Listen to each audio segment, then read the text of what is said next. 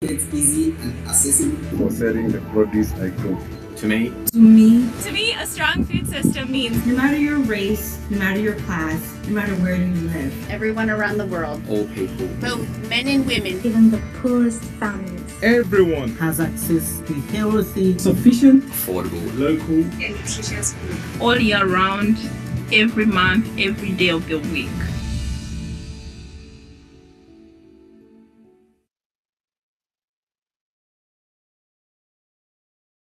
to me. To me, A strong food system can end hunger and malnutrition in all its forms. provide us nourishment. which promotes human health at every step. To me, a strong food system means Ensuring food security for all. even during a pandemic. para mí, un sistema alimentario fuerte significa priorizar lo nutritivo, active family participation. making markets easy and accessible For selling the produce I grow. to me, To me, a strong food system means no matter your race, no matter your class, no matter where you live, everyone around the world, all people, both men and women, even the poorest families, Everyone Has access to healthy, sufficient, affordable, local and nutritious food. all year round, every month, every day of the week.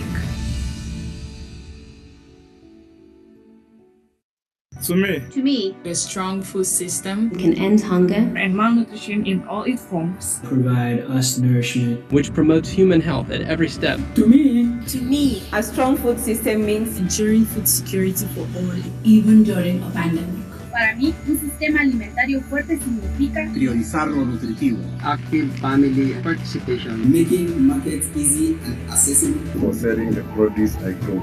to me, To me, a strong food system means No matter your race, Food is more than just what we eat. It is the foundation of our cultures, our economies, our relationship with the natural world. But today's food systems are fragile and unequal. The pandemic has impacted the most vulnerable among us. But we know what we need to do to get back on track. We have an opportunity to build back better than ever, and we can set a course to make real change for the benefit of all people. Because a strong food system means no matter your race, no matter your class, women and men have equal opportunities to access nutritious food. every month, every day of the week. even during a pandemic. we all have a responsibility to act. We must think and act differently. Because together, we can build a just and resilient world. Where no one is left behind. Where no one is left behind. Where no one is left behind. Join us today. Food is more than just what we eat. It is the foundation of our cultures, our economies, our relationship with the natural world. But today's food systems are fragile and unequal, and the pandemic has impacted the most vulnerable among us. But we know what we need to do to get back on track.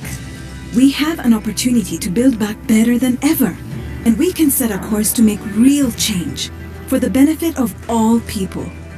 Because a strong food system means no matter your race, no matter your class, Women and men have equal opportunities to access nutritious food. Every month, every day of the week. Even during a pandemic. we all have a responsibility to act. We must think and act differently.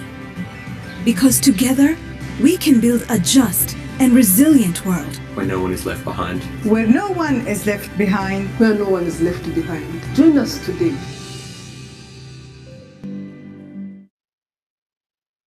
Food is more than just what we eat.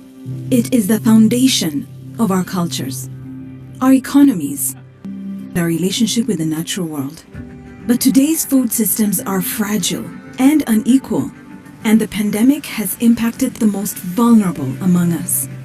But we know what we need to do to get back on track. We have an opportunity to build back better than ever, and we can set a course to make real change for the benefit of all people.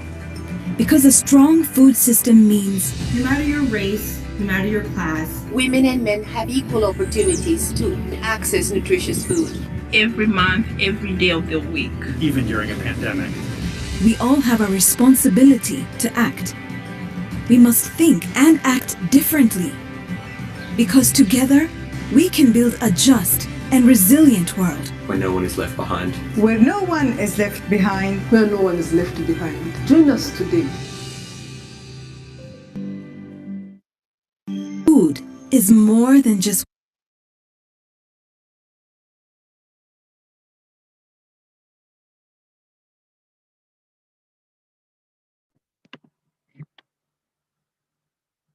Thank you very much, everyone. Thank you so much for the time.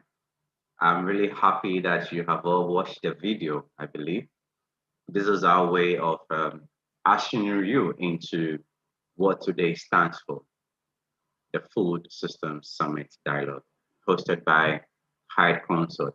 My name is John Agri, and I'll be the moderator for the day. I'm very happy to know that you're all here with us. Thank you very much.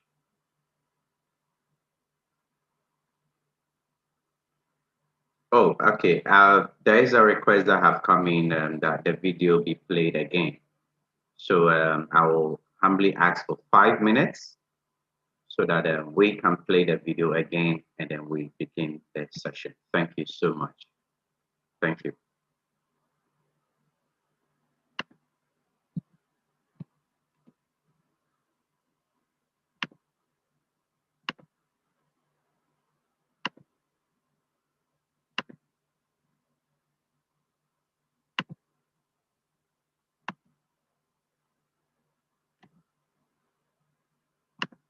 what we eat. It is the foundation of our cultures, our economies, our relationship with the natural world. But today's food systems are fragile and unequal, and the pandemic has impacted the most vulnerable among us. But we know what we need to do to get back on track. We have an opportunity to build back better than ever, and we can set a course to make real change for the benefit of all people. Because a strong food system means no matter your race, no matter your class, women and men have equal opportunities to access nutritious food. Every month, every day of the week. Even during a pandemic. we all have a responsibility to act. We must think and act differently. Because together, we can build a just and resilient world. Where no one is left behind. Where no one is left behind. Where no one is left behind. Join us today. Food is more than just what we eat.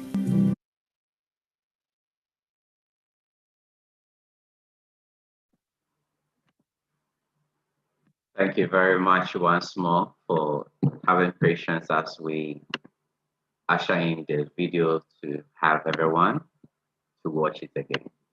Once again, my name is John Agri. I will be the moderator for the show. I am honored to have you all here to join me as we dialogue on what it means to have a strong food system.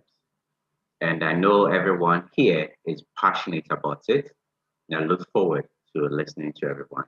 For today's dialogue, we are going to have two sessions. The first session is going to be with more of the stakeholders, the chefs, the farmers, the environmentalists, and all those in the value chain. Then the second session is going to be on the youth, because at the end of the day, they are also drivers of change in achieving our Agenda 2030. So we are also going to have the floor for them to also share their thoughts on what it means to them on food systems. Once again, thank you for coming, and I acknowledge everyone here, all protocol observed, for making time with us. It's a privilege to also see here Justine. Justine, I'm happy to see you all here. Caleb and Isaac, Samuel.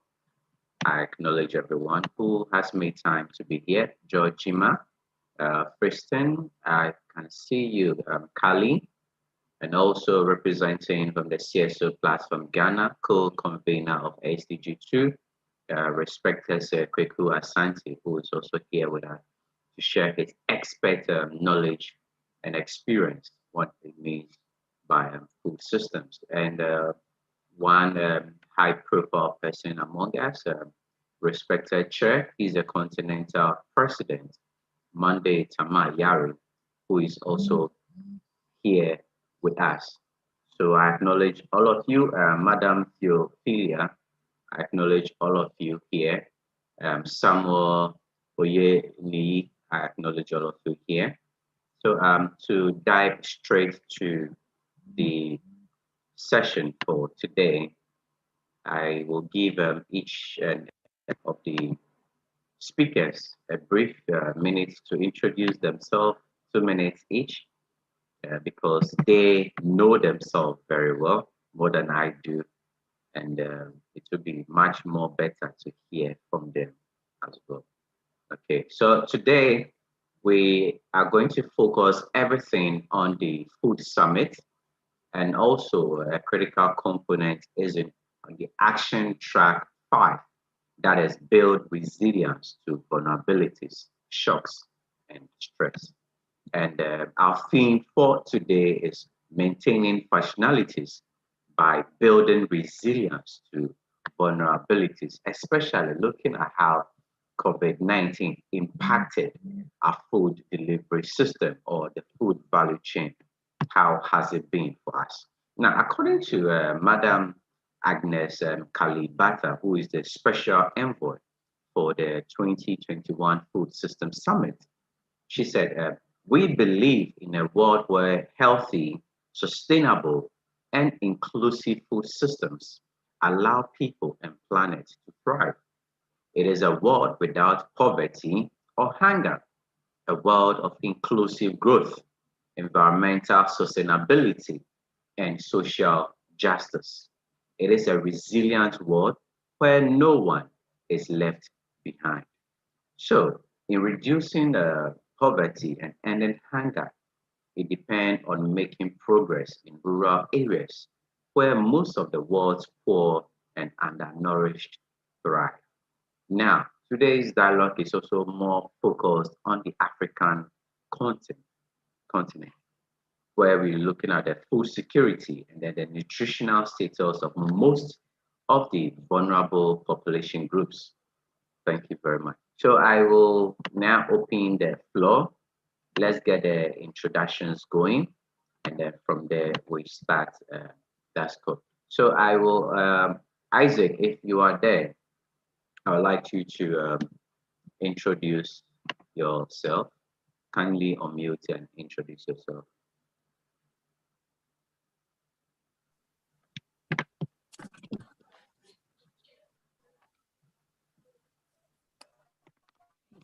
Hello. Yes, you are loud and clear. Great. Many thanks. Agree. How is the afternoon to everyone? My name is Isaac Ndiamuhachi from Uganda. I'm the team leader Ibapreneur Solutions Uganda, a climate action social enterprise that focuses on provision of nature-based solutions that enhance climate resilience. I'm happy and glad to be on this call, and I look forward to fruitful discussions happening this particular evening. I thank you all, and I look forward for great and great discussions. Thank you. Thank you very much, Isaac, for your opening statement.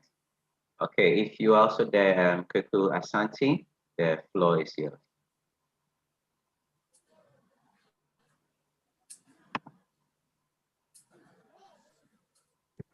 Hello. Yes, you're loud and clear. Good afternoon. I'm Kweku Asante,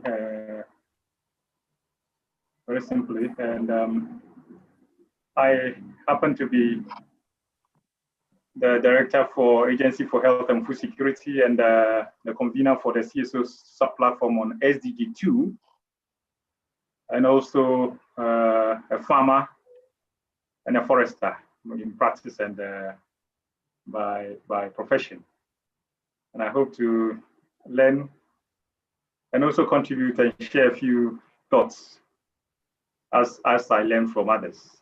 Thank you very much. Thank you very much, Kweku Asante, for that introduction. We are really happy to have you here. All right, we move on to Caleb. If you are here with us, please do introduce yourself. You unmute your mic and then you continue. Hello, good afternoon. Hello, good afternoon.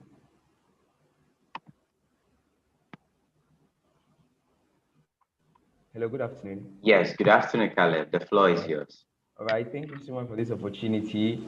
I'm Caleb Honkarin, a chef and a supervisor, as well as a student of UPSA. And I'm glad to join this forum. I hope to learn a lot and also to share the little knowledge I have with you guys. Thank you so much for this opportunity. Thank you very much, Caleb. I like that profile of yours, a student, a chef, and a supervisor. Wow, that is impressive.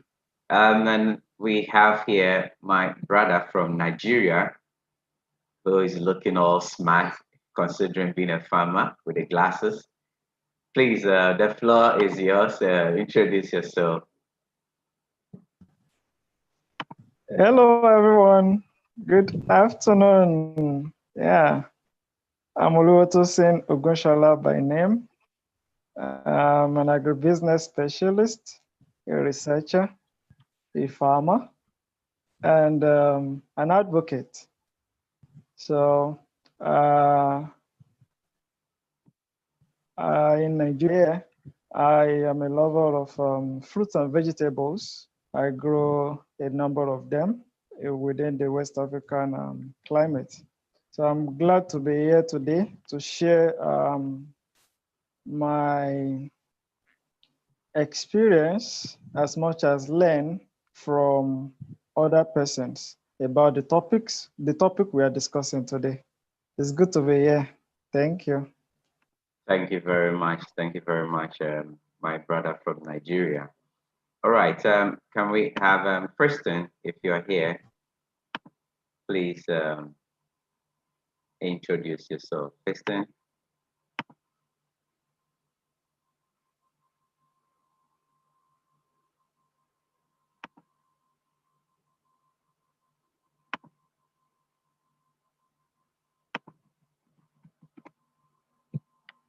All right, since he's trying to connect, let's move on to the next person.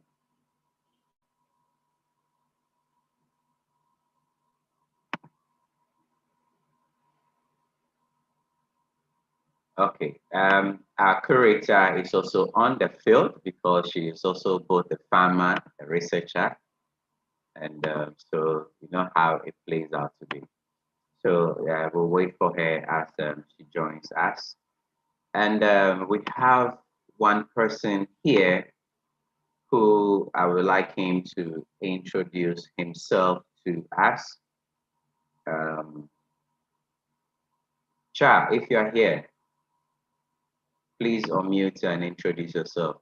He is actually part of the UNCCD UNEP CSO focal point, the African regional representative, a very resourceful man who is trying to put together all CSOs in Africa in terms of land degradation as well as the environment. We are happy to have him here with us. So, Cha, if you are here, can you just share a quick introduction?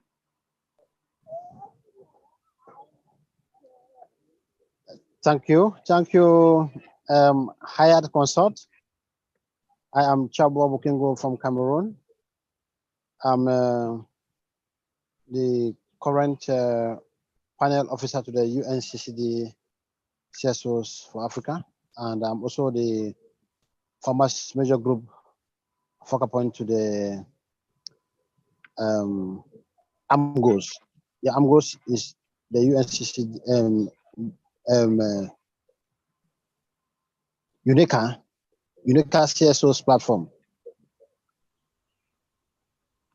Thank you very much. Thank you very much, Cha, for that introduction. For Africa. All right. We also have here Theophilia, who was also part of the team with Caleb. Theophilia, if you are here, would you want to do a quick introduction?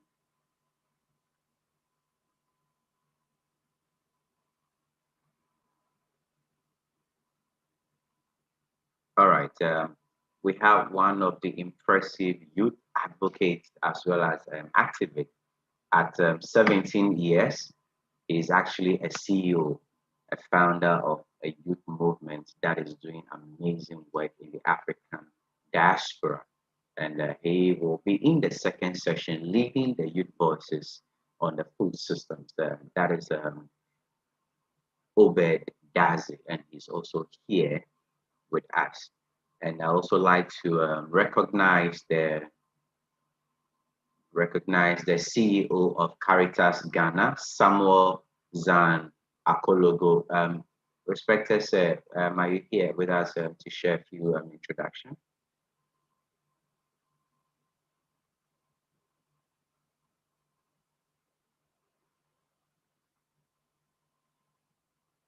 All right, we also have Kali. Kali, would you want to share some thoughts? We are really happy to have you here.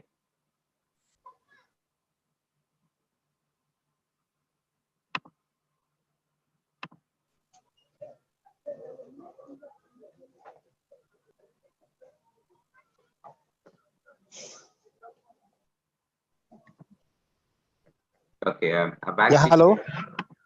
I've asked you to unmute. Yeah, hello, are you there? Yes, please. Hello? Yes, please. Oh, I'm sorry for the breakup. Okay. So I ended by saying that I'm also a farmer, a cocoa farmer. We produce cocoa coffee in Cameroon, but also other food crops like cassava and others. Thank you very much. I'm happy to be with you all, and I'll be happy to learn from you and share my experiences. Thank you. Thank you very much. All right, people. So I think we can go straight to the order of the business. It's great to also see one global ambassador here with us, and also a member of Parliament, Democracy African Youth, in the name of respected Honorable James Akan, a very, very prolific figure who is also championing the African Agenda 2063 among the African member states. It is a privilege to have you here with us. So to move straight to the point, I think we'll give each speaker 2 minutes to share their thoughts on what exactly food systems mean to them. And I'll begin that by moving straight to respected Kweku Asante, who will make the opening what exactly food systems mean to him and his industry as a farmer, as a forester, as a researcher. What does it mean to him?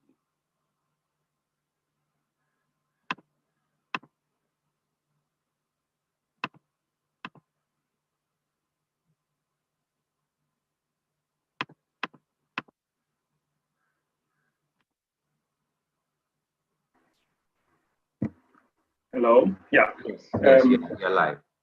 Yeah. Thanks, Agri, for that question. when we talk about food systems, for me,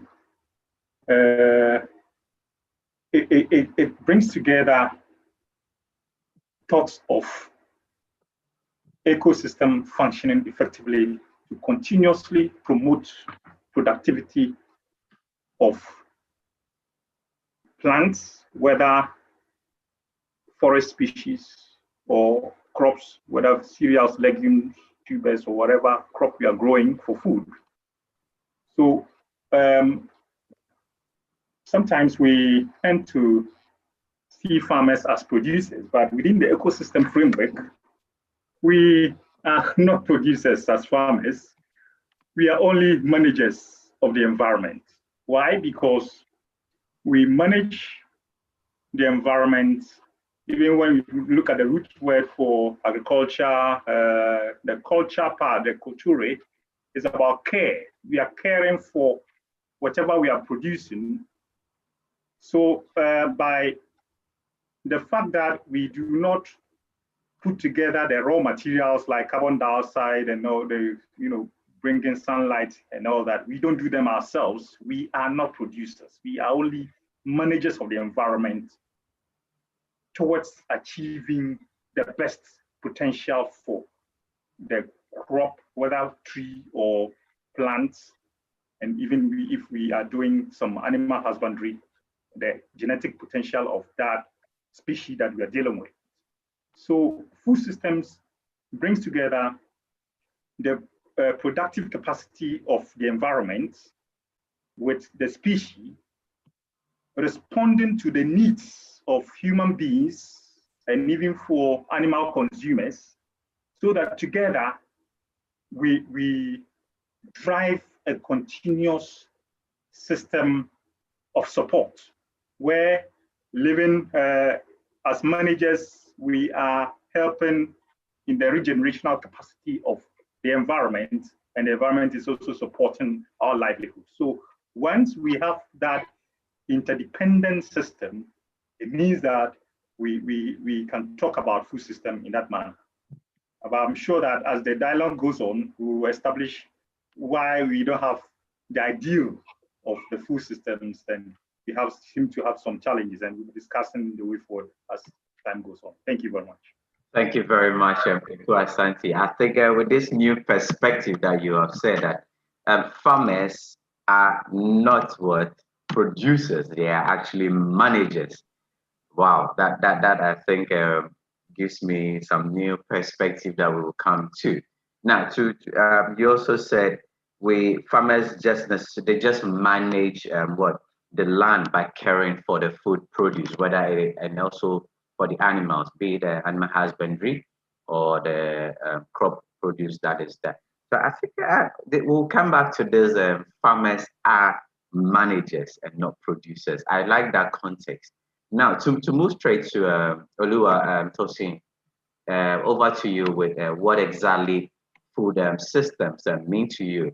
I have seen your social media as well as what you are doing in Nigeria as a farmer.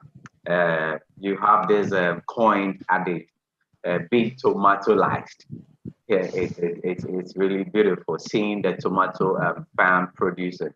How from the farm gate, the produce to the farm gate, to the middlemen and those who broker the prices, and then to the grocery shops and to the individuals who also come to source for the tomatoes, and even the manufacturers. Do you also feed some of these manufacturers if they want to turn it into tomato paste or not that? So looking at all these contexts, what is food systems to you? With what you do, what is food systems to you? Yeah, thank you, John, for that insight. Basically, let me start from it like this. The concept of a system. A system is an integrated approach of coordinated activities to derive a target outcome or expected deliverables.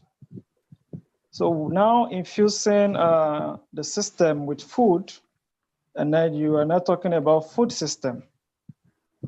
It entails coordinated activities with respect to every aspect of food from farm to fork,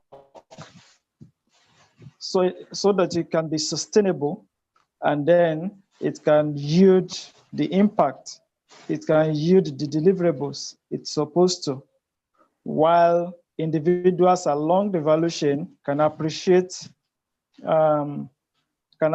each of the buy-ins on the system. So in a nutshell, food system within the agribusiness value chain is a coordinated approach of production, management, marketing, processing, and then consumption of food in any means or any way in which it is being utilized so as to generate a means of livelihood in a sustainable manner, so as to enhance environmental protection, and then to improve resiliency in the community. Taking it back and forth, we would have discussions on why the current food system is broken and needs to be fixed, with the current trend in having a regenerative approach to agriculture, and then maintaining the soil, and also increasing the nutritional value of plants as a preventative measure for health, because we are what we eat, and the earth itself as a way in which it naturally recycles itself. But the anthropogenic activities of man is causing a little gap. So food system is basically an holistic approach into looking at how you can sustainably produce your food without necessarily having grave impact on the scarce resources in the environment to do so. Thank you very much. So to you, food systems encompasses processing, it encompasses consumption, production, management, and in any form that we deem fit. So not necessarily one specific way of eating. It could also be semi-finished products as well, which cannot be eaten, but stored for longer shelf life. So yes, we'll surely come back to why the African food systems, though it's still in place, is broken, and how we are going to maintain the functionalities, and linking it to what has already happened with the COVID-19. How vulnerable is our food system? We'll come back to that question in our last resource before we wrap up. Thank you so much for that insight. Now, to move to Caleb. Caleb, you are a chef, you are a student. I mean, and you own a business that's a catering service. Many a time, people just look at food systems as plant and eat, but it actually goes beyond these, because being a chef, you also need all these raw materials, the foodstuffs, to make your business thrive, right? So, what exactly is food systems to you and to your business? So thank you so much, John. So the food system, as a caterer or as a chef, is a web of activities that involves the production, processing, and consumption. So the consumption is more or less the outcome of activities. From the chef's perspective, to meet the needs, the dietary needs and food preference for an active and healthy life of consumers. Yeah. So that's what food system to the from my perspective of the catering services is to me. Yeah. That is really so. It means that so then being a chef and owning a catering service, there are a lot of dietary needs of your customers, your clients. Some are Exactly. they are just vegans, that is only veggies. Some are like, hey, give me give me a cow, give me a goat, give me Yes, everything in exactly. one plate. So how do you balance all these to provide for how do you source all these to provide for your customers?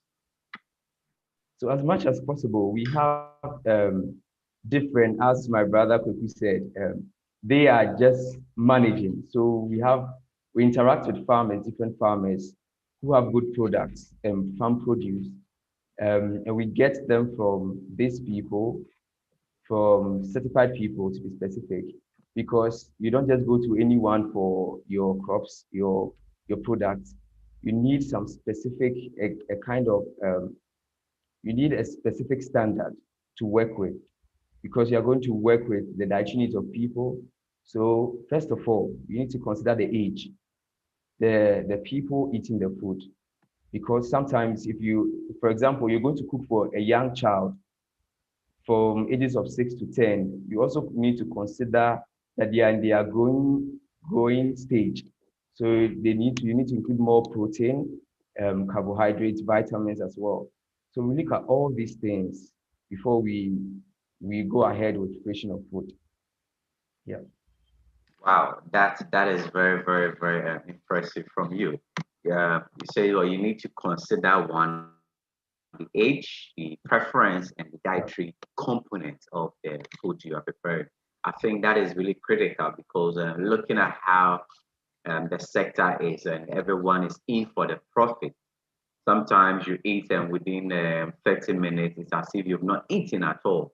You're hungrier than before because the food was just empty. It's over quantity over quality. So I think that submission you really made is very key. Thank you so much, Caleb, for that intro on that score. Okay, so let's move to Fiston. Fiston is let me see. Back.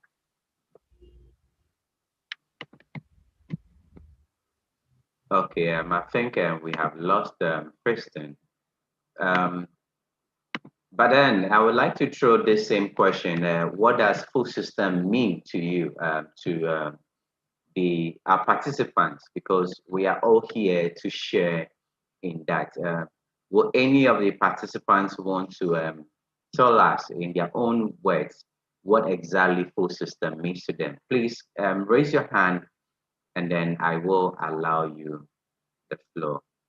And before that, I also want to acknowledge a very important person here, the focal point for UNGO, that's the youth umbrella under the UNCCC, UNFCCC, and that is Marie Claire Graf.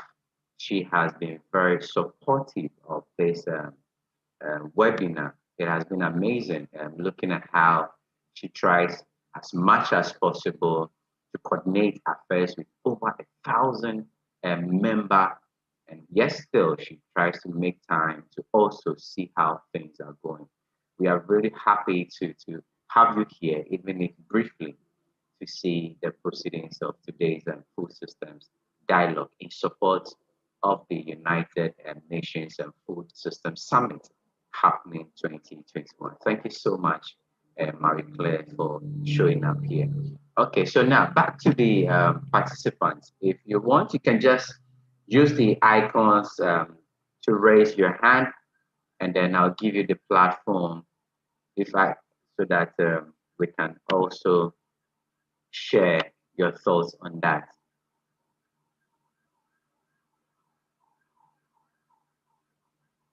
All right. So one of the little non-Africans, but super eager to learn more about your perspective. That is amazing.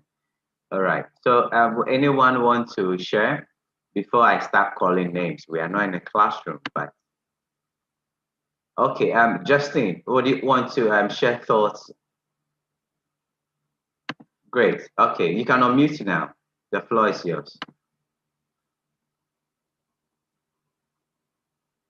Okay. Good afternoon, all of you. Yes, good afternoon.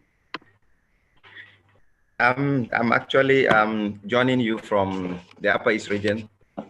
So I'm Ghanaian. I'm joining you from Navrongo, the Upper East region. To all the Ghanaians on the platform, I say congratulations. Elections was peaceful, and let's look forward to 2021. On the issue of the food system, my contribution is this. I think when you talk of food system, it is a combination of ecosystem support services and functions.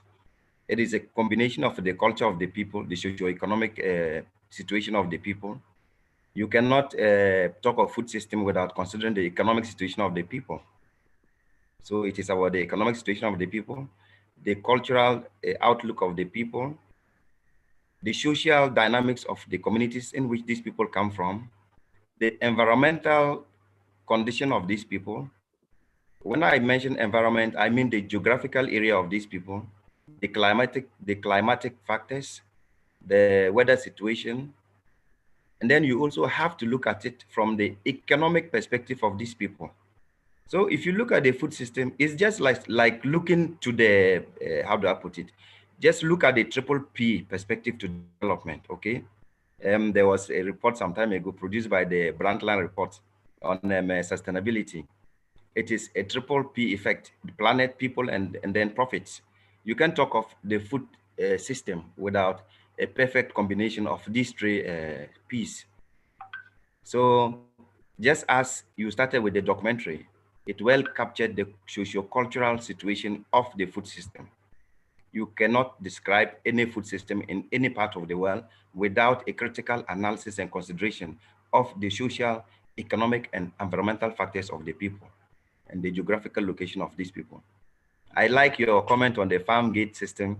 I am amazed by the new definition of food system by the gentleman who, who said farmers are not producers, but they are managers.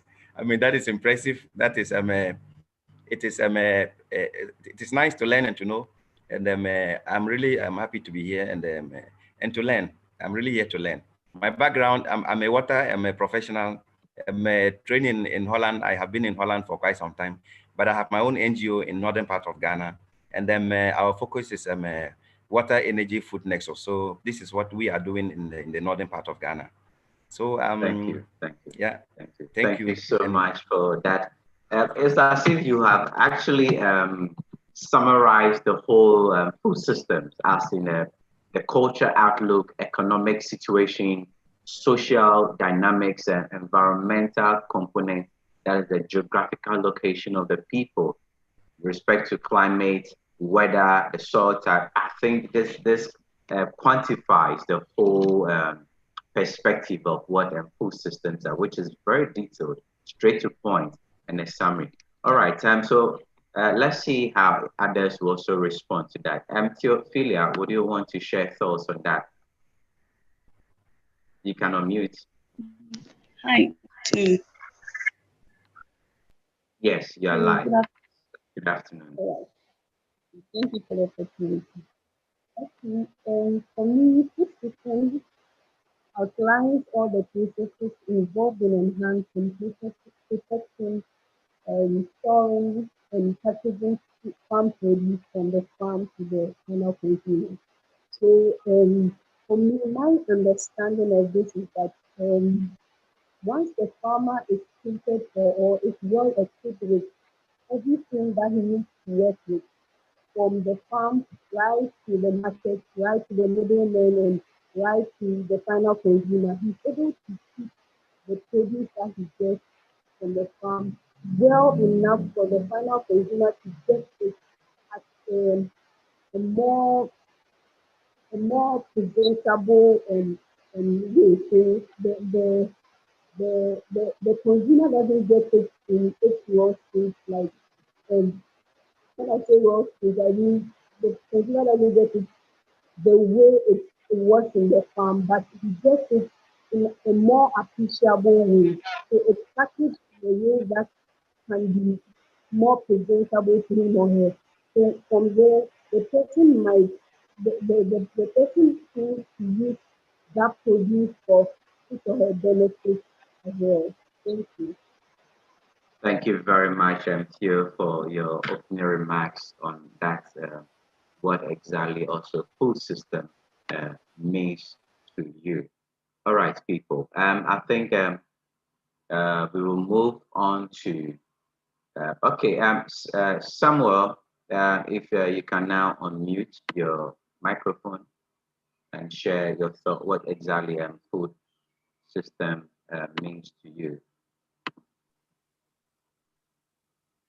Oh, thank you. Actually, at that time, I just wanted to respond to your acknowledgement, but since you have invited me, as I did say, I really wanted to just listen in and be inspired by you young people, you know, who sometimes, by our own conservative nature, we tend to cloud out the young people in terms of perspective, and I think that's a bit unfortunate. Anyway, so let me leave that. In that case, if I will just add one word, I just to say that food systems also is about what the people identify with, not what is being offered. And I say this in the context of humanitarian and relief interventions. I have been in this field for many years, I must say, so I'm not, I'm a 64. Situation of humanitarian intervention, people jump in and just decide that this is the food that is available. We give them rice, we give them wheat, but that does not resonate with their food systems. You know, I have seen many people, they can eat anything, rice, if they haven't eaten the local TZ or something that they identify with their culture and their ancestors, then they have not eaten. And so I just wanted to throw in that bit of element. I have some other thoughts, but I would rather listen. Thank you for the opportunity. Thank you so much, respected Samuel, for though you are just listening in. This submission you have made is very, very strong and very, very on point and very impactful by saying that food system is about what people identify with. It's not just about giving them rice and giving them food release makes them. It is about what humanitarian intervention. Humanitarian intervention goes beyond giving them physical food or aid to the people who critically need this. So thank you so much for highlighting this critical component of what food system means. All right, people. Before we move to the next question on the agenda, Kali, would you want to make some remarks on what food system is? You can unmute now. Kali Schneider.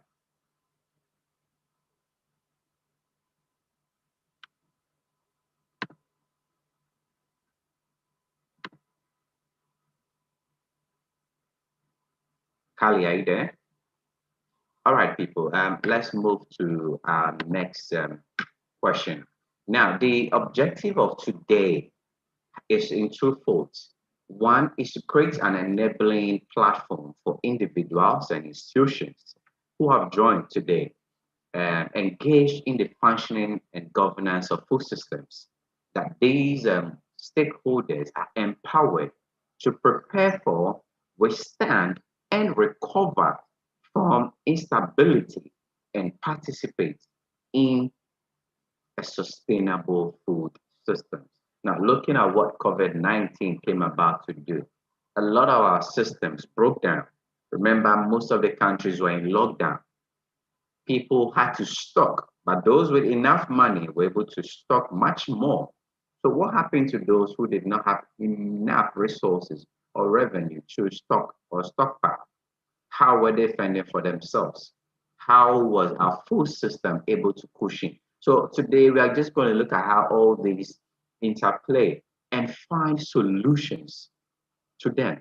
The second one is also to demand for a comprehensive approach that integrates responses to climate, biodiversity loss, conflict, epidemics, pandemics, economic crisis, food insecurity, and malnutrition. And another component is what?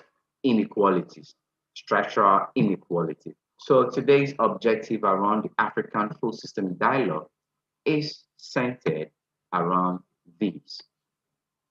First thing, who was an earlier panelist, is a refugee and also with the UNHCR Zimbabwe.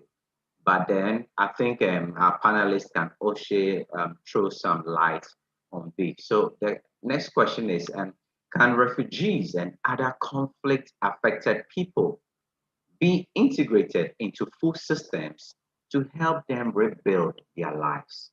Once again, I will start off with Kweku Asante on that question. Would you want me to repeat the question? But that's fine. On the refugee integration, I think that food systems, by its nature, cutting across value chains from all commodities, makes it the most important and elastic area to integrate refugees and vulnerable populations. Consider that every commodity you take, I'm a carrot producer, and a colleague farmer is a cucumber producer, another produces coconuts,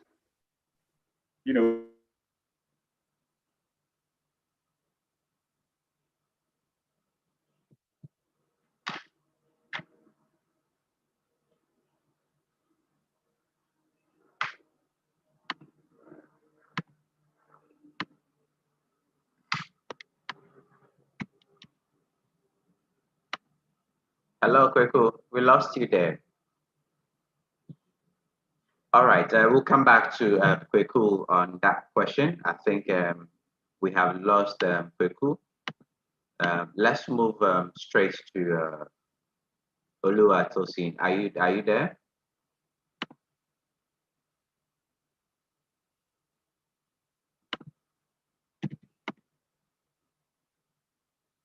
I think we lost him also on that.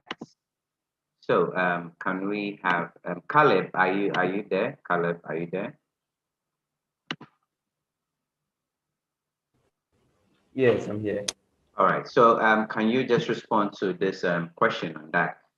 Being a chef, I'm sure. How is your food wastage like at the end of the day? And what do you do with the food waste or the excess, the surplus? Have you had instances where we've had maybe homeless people or people less privileged who come to your workplace, that is your restaurant, or to seek for food? How does this play? So how do we integrate all these people when you look at your sector? Okay, thank you so much, John. As Mr. Samuel said earlier on, we need to take into consideration the food preference of people before we even begin preparing food for them. Looking at the refugees and the homeless people that come, normally we prepare food in excess. When food is prepared in excess, we make sure everyone is satisfied with what he or she receives. And the remaining ones are, yes, we leave the excess for people who come in, people need extra, and the leftovers, mostly we give them to farmers. We give them to farmers. Sometimes we use them as exchange. We exchange them, they take the food waste, and we also receive, sometimes we take the meat from them. So it's a form of barter trade in that perspective, yes. For the refugee, yes. For for the homeless people who come, as much as possible, the one thing you need to bear in mind is we need to give food they want, not the food they don't want. Because I believe even though they don't have food, when you give them something they can't eat, they end up disposing them. So we also need to give them something they want to eat. Very important, as Mr. Sam said. Thank you, Mr. Sam. And also, the issue concerning the food system, it includes governance and economics of food production and its sustainability and the degree to which food is wasted. So one thing we need to factor is food wastage. If we're able to handle food wastage, I believe there will always be surplus for us to give out to people. Yeah. Wow. I really like that part of you, that it is about economics, it's about governance and zero tolerance for food wastage. And then I like that innovation that you talked about. You take the surplus or the waste back to the farmers in exchange for maybe some farm produce where they could even use what you have given them, turn them into compost, manure, reapply them back into the soil to give new life to food. So I like that cycle that you have employed. That is a very, very good initiative. I think on this score, we can bring in our youth voices who are also here with us to share in the Food Systems Summit what is going on and their take on that. So I want to. We have Doreen. We have who is a 16-year-old. We have Obed, who is 17-year-old. Angela, 18, and then Josephine, 19 years. One thing we try to do is this. At the end of the day, discussing all these technicalities and all these objectives with stakeholders who are experts in their field, if it is not inclusive of the very fabric or foundation of our society that makes the building blocks, the youth, I think we have not achieved our goal. So we have found these young, brilliant, and social advocates who are also here to share their thoughts on what food systems, one, what food system means to them, two, what are their youth in their space also contributing to a sustainable food systems. And thirdly, how do we maintain these functionalities in a very strong food system, considering the global pandemic, which has given us a new perspective and focus. So on that score, I would like to first introduce, let Obed come in to introduce himself and then speak on what food system means to him. Obed, if you are there, you can unmute your mic and then. Hi, Mr. John. Yes. Yeah, good day to everyone on here. I'm actually very honored to be on here with all of you. And it's very inspiring to see that we, the young people, are being included in these conversations, because it gives us hope that we are not being left out in subjects that are contributing to our future. So in terms of food systems, as a young person, I feel food systems actually revolve around everything about human beings, because basically I understand the fact that we have transitions that is moving from one stage to another. You need to move from youth to adulthood. And food systems do play a major and vital role in our transition as human beings. So even before we young people can transition in terms of ideology or physically into adults or into people making a difference, food systems do play a role. And unfortunately, food systems are actually divided in such a way that people are underprivileged in the subject of food systems. So not all young people have the right to accessing quality food systems, resulting in malnourishment, resulting in food insecurity. And you realize that all of these subjects are affecting young people, especially in the African continent in terms of development, because that food system is playing a vital role in our transition. So basically, food system is everything that revolves around human beings, revolves around young people, revolves around development. Thank you so much for that. I mean, food systems involves everything human. So can I say food system is life? In short, is food system life? Pardon? Is food system, with what you have said, can I say food system is life? Yeah, food system is life. Is life. 100%. Yeah. Impressive. I like that from this 17-year-old whose definition of food system is what? Life. And life is what? Everything. That is so impressive. Thank you so much, Obed, for that definition of what food system actually means. Thank you so much, Dominic Yao, for also attending. We are very happy. Edwina, are you around? Yes, unmute your mic and then. Yes, okay. Yes. Thank you so much for coming. And this is Edwina. Introduce yourself and then tell us what food system means to you. Okay, firstly, I'd like to say a very big thank you for giving me the forum to share my thoughts and ideas on what food systems are. And currently, my name is Dorin Edwina O. I'm 16 years old, and I'm a climate activist and a teacher for the Junior Medical Academy. And I'm also a student at Archbishop Porter Girls Secondary School. So what is food system? That's a pretty very good question. I think the food system circles around production, manufacturing, packaging, and the human resources which go into food production. So it actually entails a lot, meaning the human resources which go into it, and the natural resources we depend to produce food. Wow. Can we say that these young voices have actually given us different perspective of what food system means?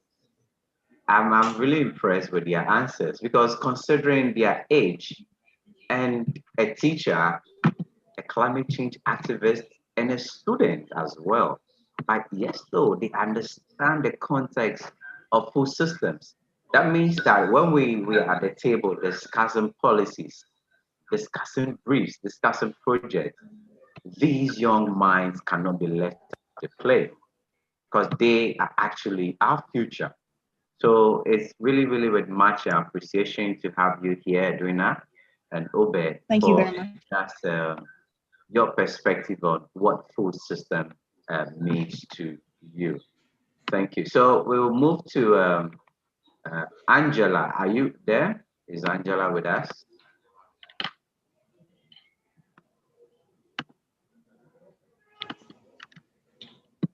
Yes, Angela, please unmute your mic. Okay, hello.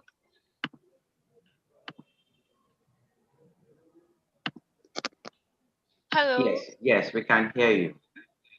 Okay, so I'm Angela, and I'm a young philanthropist at the moment. I'm running a foundation, and so my idea about food system is that food system includes all processes and infrastructures needed to feed a population including children, adults, less privileged, people of high class, like everybody inclusive. So I think food system is very important and is an essential factor.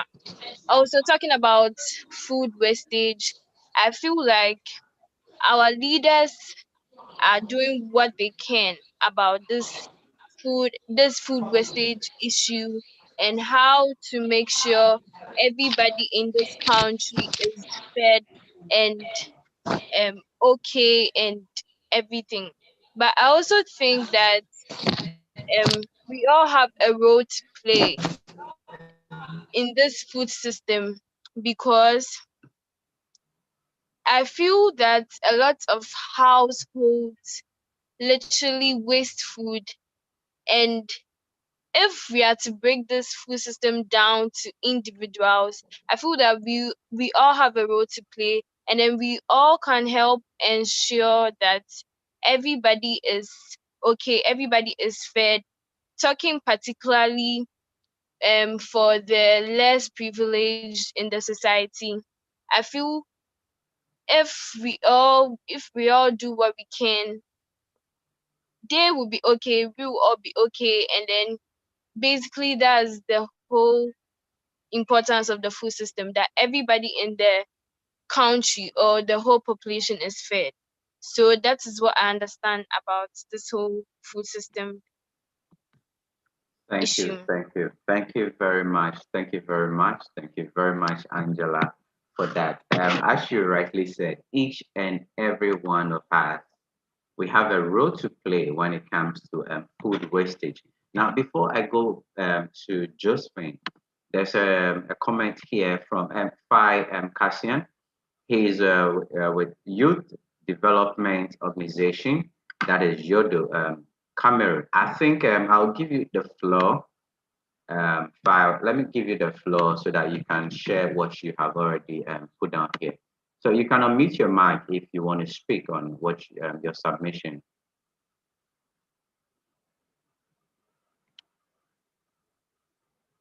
Indy, are you there with us? All right, let me read it out.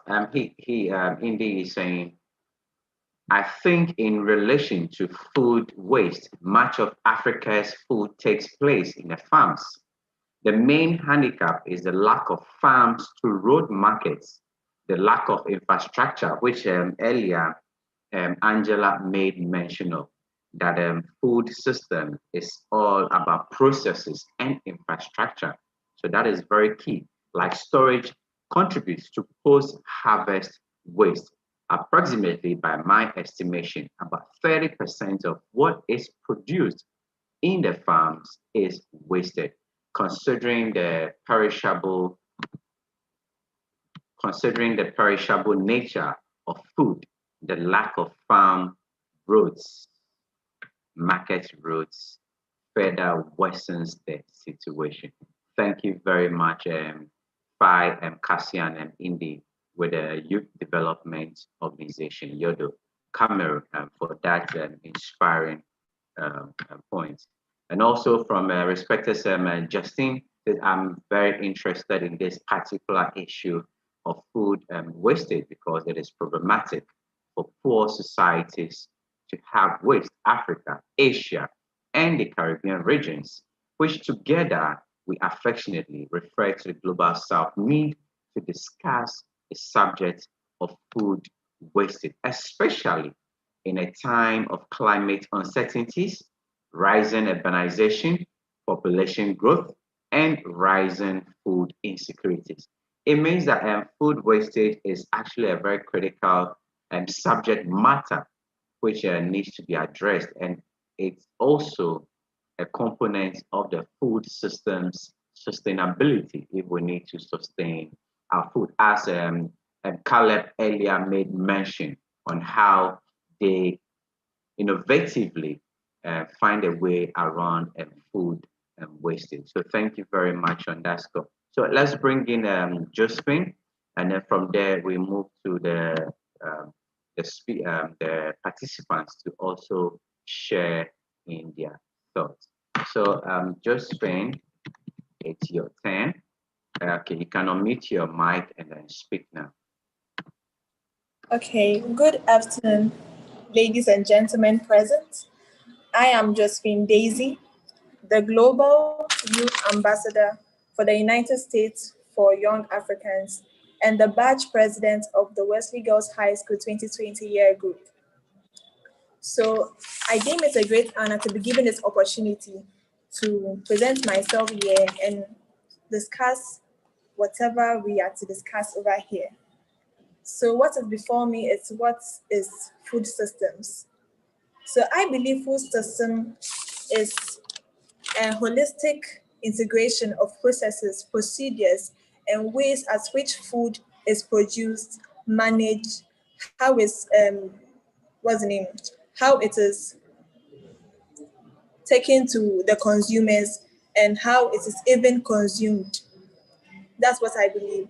Because as I said, it's a holistic integration of processes.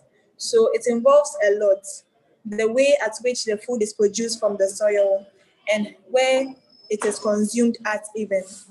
Those who consume it and how it is even consumed. Thank you. Wow, I think that is brilliant submission to the consumers and even how it is consumed. I never thought about that. Impressive. Thank you so much, Josephine, about that. I really, really, really like that submission to the consumers and how it is even consumed. A holistic integration of processes. Thank you so much for that. Now, since you guys are thinking about this food wastage, let me go back to our Nigerian farmer, Tomatolized. Um, so how do you move around food wastage? Because I think tomatoes, in natural sense, do not have a stronger life shelf when they're on the farm. So can you share a little bit of how do you manage food wastage? How do you manage that?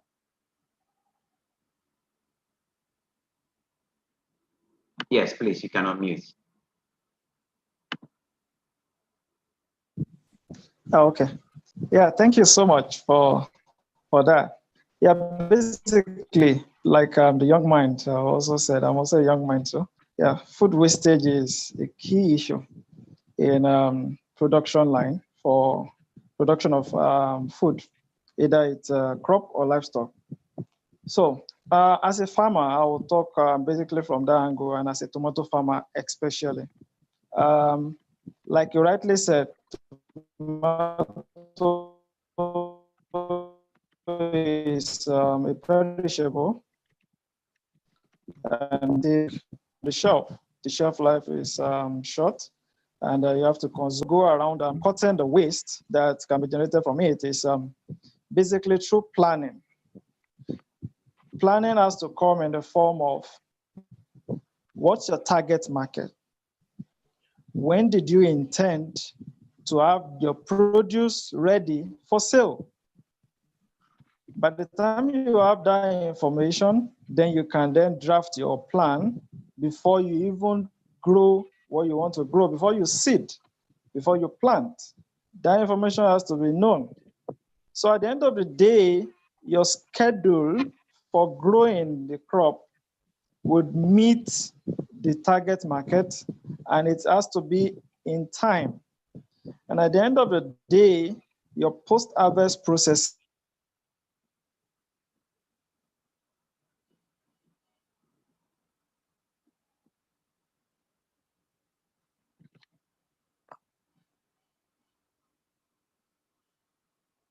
Okay, I think has to be top-notch.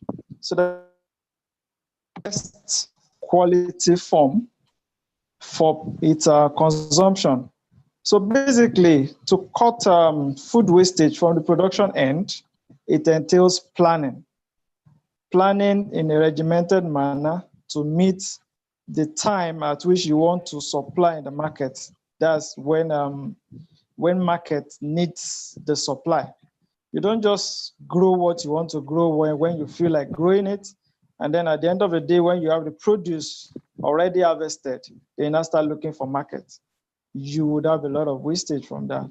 And if your post-harvest processes are not top-notch, you would also have wastage from that. So once you are able to do a good a good post-harvest processes, then you can scale it to either market your produce or process it. Either of the channels you are taking determines the end point, the end game of your production. So at the end of the day, you've been able to reduce your wastage to a significant amount. So basically, for now, tomato farmers have made a huge shift from the usual post-harvest processes to the one that is quite sustainable and reduces their wastage. So in that case, we've been able to cut food wastage in the tomato processing sector, tomato supply, production, processing to 80%. But then we need research to be able to cover for that, because research is still showing that there's high post-harvest loss in Africa and the likes, yeah. But for tomatoes and some of the fruit vegetables, we're having a reduction because most farmers are also adopting this planned approach to production. You don't just go and produce, you produce for a target market. Thank you so much for that. Means that, so what you're saying, you need your target market. Now, by getting your target market, you need to schedule to meet that time frame before you start going to your field and doing your nesting, transplanting, and your farm produce. And I like what you said.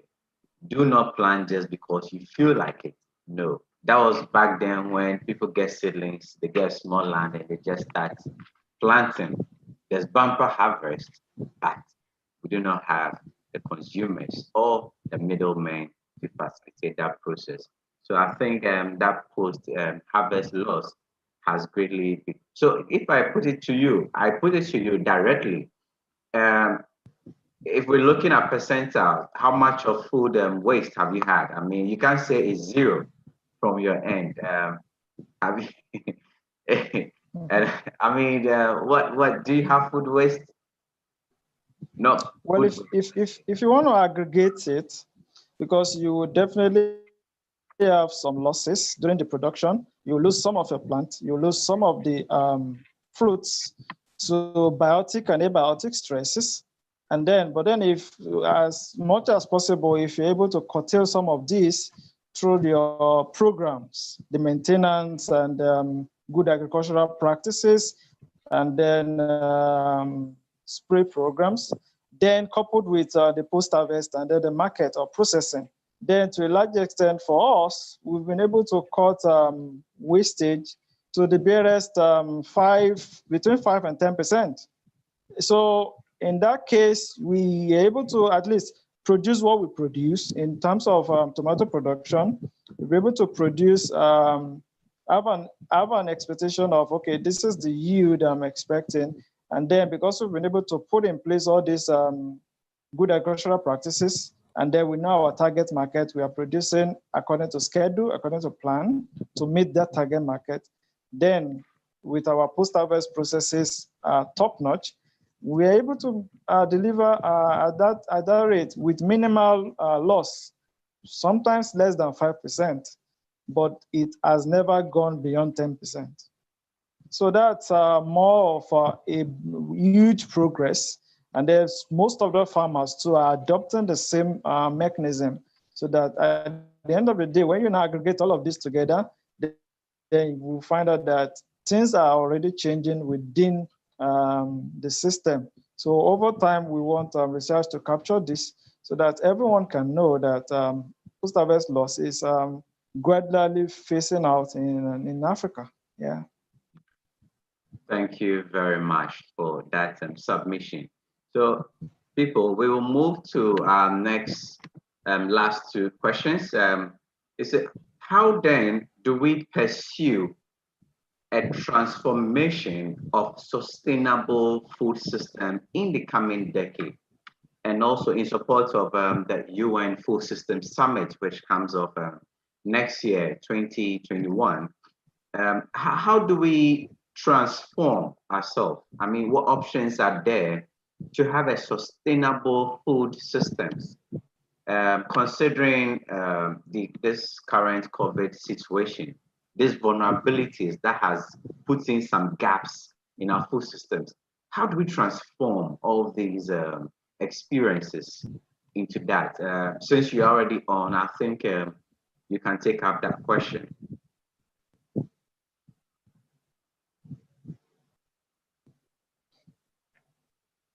Oh, myself.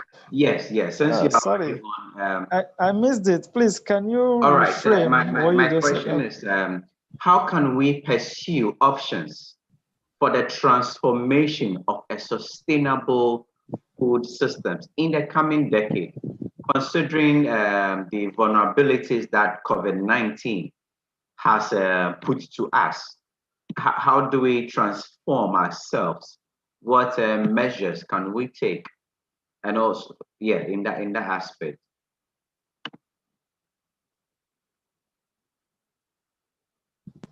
Sustainability to the current food system. Yeah, the major area we're looking at now is to have an integrated approach into production. So on the long run, you would not have a sole crop farmer, but then a crop farmer that can integrate livestock production into it, so that you can have an integrated system where you can also whatever output or waste from the livestock production can go to the feed as a raw material, or like more of, let me break it down. Like when you collect manure from the livestock, you can push it to the crops to nourish the soil and then grow your crops. And then the debris or the plant debris from your crop can also be used to feed the livestock. And also that same manure can be pushed into a recycle mechanism where you can use it to generate biogas and use it to get your digestate. You can push also to the feed or generate liquid energy for your farm. So it should be an integrated approach where there can also be an infusion of regenerative agriculture or agroforestry practice, so that on the long run, you would be maintaining that same soil that produces the food in a sustainable manner. Then also, can also come in form of innovative approach into your supply chain, where at the end of the day, whatever is being produced is being channeled in pieces to the market, so that you don't give chance for any means of waste or loss in terms of movement, in terms of having excess supply over demand, or in terms of fluctuations in other logistics parameters. So in that case, also at the consumer end, you can also have an advocacy or a training, a capacity building, where people begin to understand what goes into the production of what is being consumed. Then they can start appreciating farmers, appreciating those who are producing that same food, and then be able to know the value, the price tag, the real value of food that is being consumed within the house. And that's when people can start appreciating what is being done. So all of this, when you put all of this together, well, you can tag it under the farm to fork approach or through the circular economic approach. But then it's an integrated approach, and it's a system that works sustainably so that you can produce food for a long time without necessarily reducing the resourcefulness of the ecosystem. Thank you very much for that. Now, before I move on to Kweku Asante, there's one that says, but I think what you made earlier was in relation to your farm, but not in Nigeria, because Cassian was asking you, could you tell us the level of development farms to market roads and preservation strategies in Nigeria? And with movement restricted by COVID-19, such as lockdowns, could you still be talking about 5% harvest waste? I think your 5% is not to do with Nigeria's 5%, but your farm's 5% based on the strategies and mechanisms you have put in place for food loss. Is that it? Yeah, basically, I would agree with that to a large extent. Yeah, because the scale of adoption of some of these practices has not been to a high degree.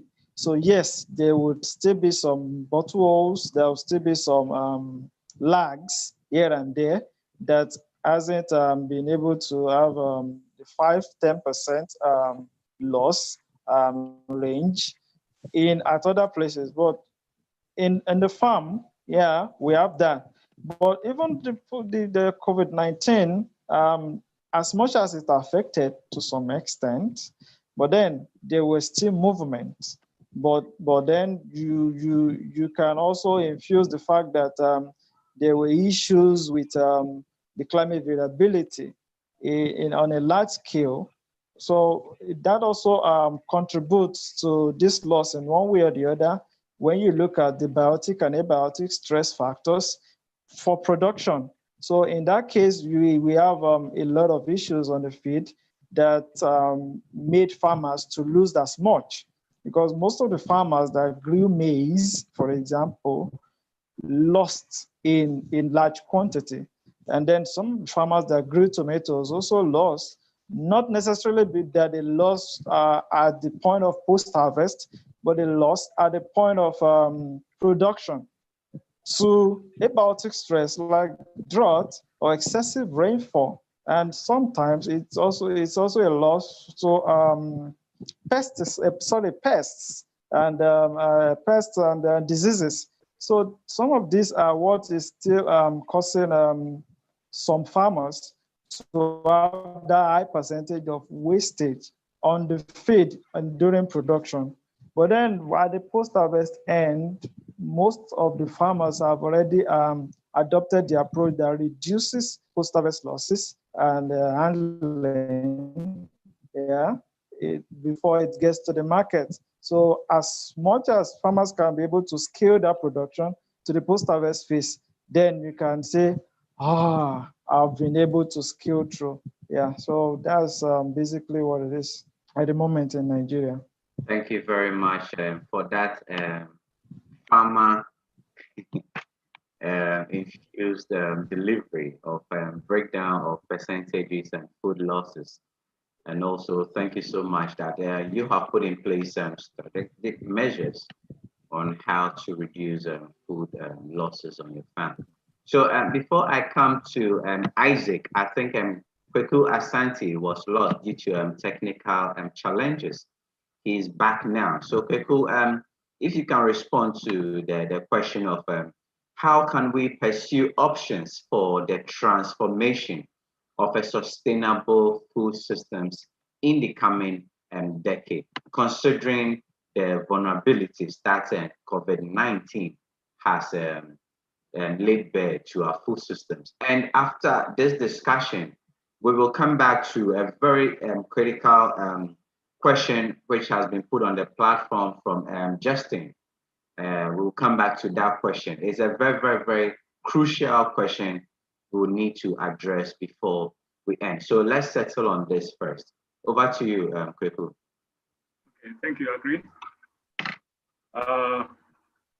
Considering the options for the transformation of sustainable food systems in the coming decade. Yeah, I see that for just to add up to what the previous speaker said, there's been a lot of gaps, particularly when we look at Ghana as a context. Ghana's context has been such that our food system is largely uncoordinated. We have a lot of policy gaps, incoherent policies, and then silo approach. Everybody wants to do his activity or his work without consulting another party who is dependent on the activities that happen from one end. And so that kind of misalignment and uncoordination causes a lot of wastage. In fact, we all know that when post-harvest losses, in fact, contributes to about 18% of greenhouse gas emissions. And so if we want to address the emission component of agriculture and food wastage, then we need to address that coordination. We have problems of farmers accessing markets. Sometimes people who want to go into forestry, you know, forest commodities are long-term commodities, but the land tenure system will not allow, because we have problems, you know, if you have to secure a land that does not belong to you, you cannot plant trees on them. You can only plant annuals on them. So these are all problems. So until we curtail the problem of access, land tenure, who controls the land, and then linking that up with policy for there to be a coherent policy that coordinates farmers, you know, link farmers up to market systems, have industrial parks that processes and then stores some of these commodities to reduce waste. We will not go anywhere. So if we can try, within the next decade, we should be looking at policy coherence, research and development. In fact, when you look at the seeds that are used, the planting materials that are used, quite often you see that a number of them are not improved. And so they are so susceptible to the harsh environmental conditions that we suffer from. And then climate change is making the production system worse. A lot of farmers, you know, they virtually get a lot of waste.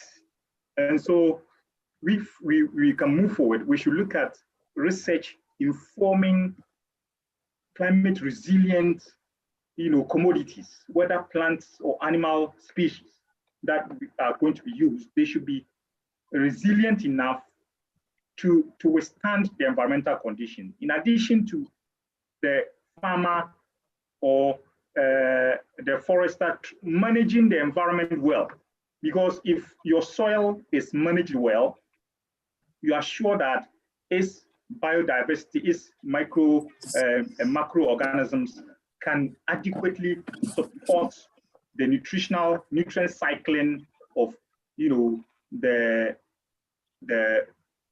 plants and animal residues that are deposited on it, and then they can transform and continuously support the plants that are growing on them for the either human beings or plants to consume these commodities within the value chain. So if we really want to cause a transformation for within the next decade, then we should look at research and development informing production. We should look at policy coherence, also guiding our leaders to ensure that there is no waste in the system, where market systems, production systems are well integrated. We should also look at spatial planning.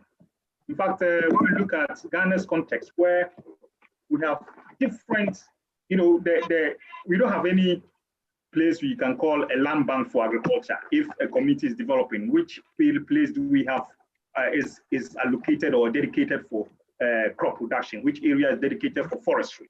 Which area is dedicated for animal husbandry? If we want to do agroecology or integrate all these aspects, which land mass area do we have to address these? And these are concerns we should be looking at, and that raises issues of land banking. Can we focus on policy, you know, tackling land banking as an issue so that we have land banks in every community for production activities that can feed the people from generations onto generations without degrading the land resources that we have.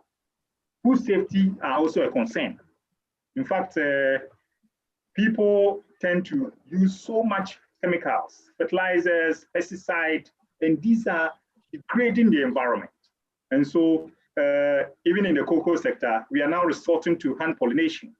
So if Cocoa Board is going to continuously support hand pollination because there are no pollinators to pollinate these crops, the issue is look at the risk involved in our annuals, in the staples that we eat, suffering the same scenario when we have to virtually and manually pollinate our commodities. It can happen, and it's not a sustainable venture we should look at. So as we think about food systems, there should be a means of us, minimizing the use of pesticides and chemicals in our food value chain, and then finding more environmentally friendly approaches which would support continuous production without degrading the environment.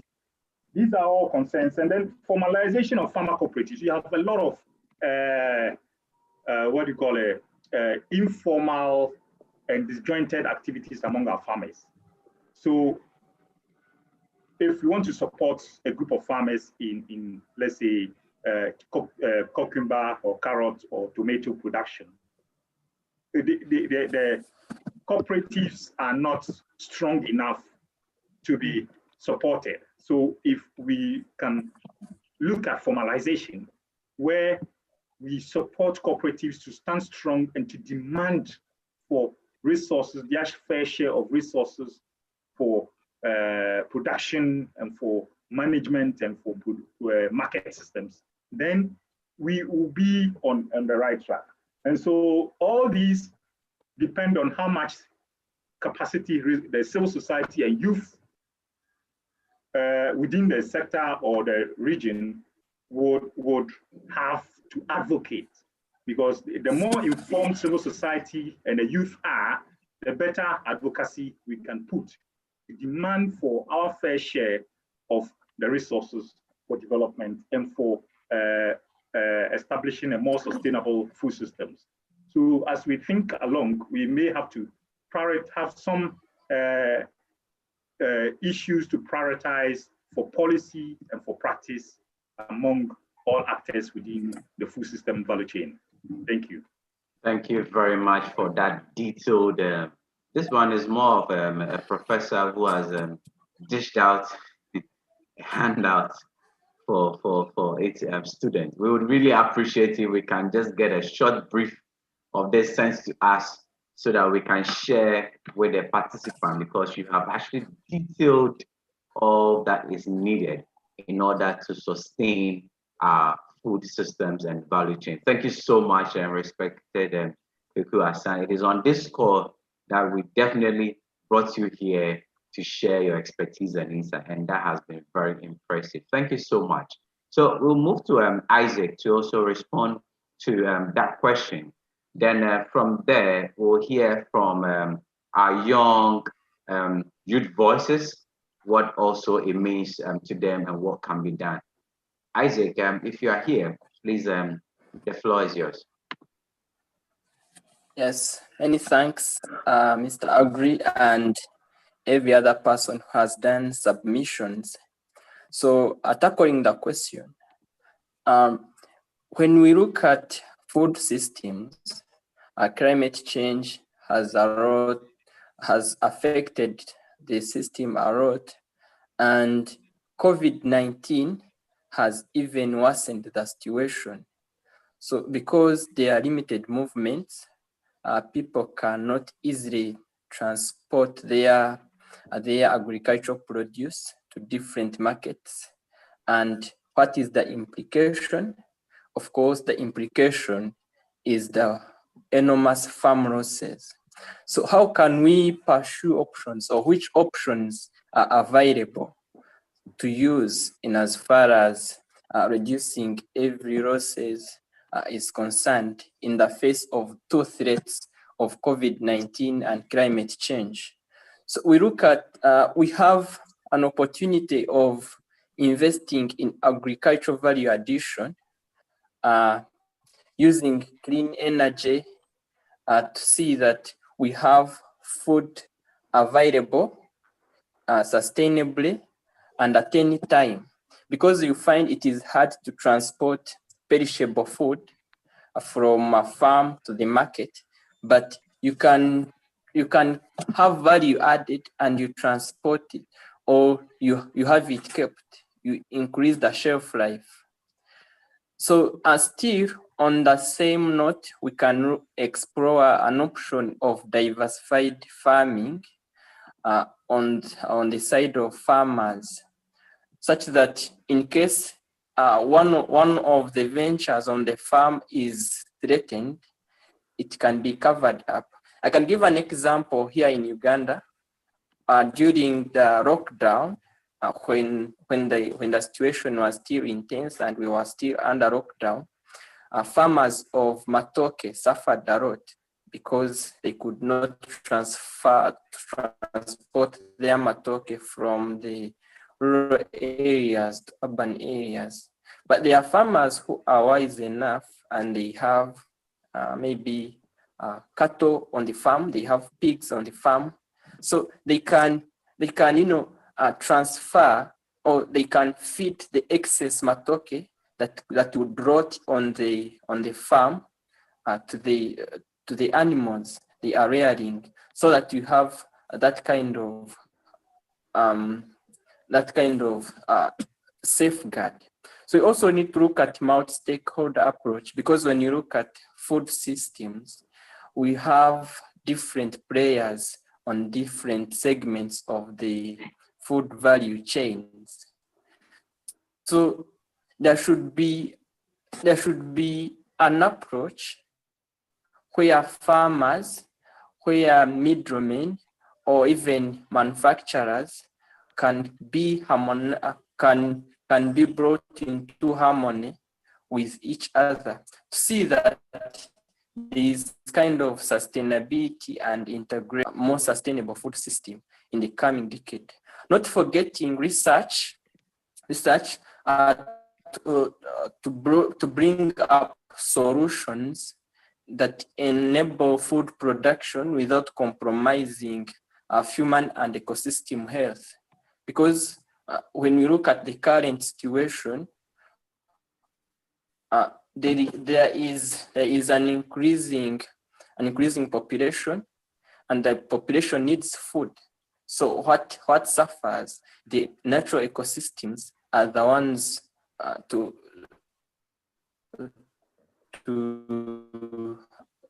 be affected. Then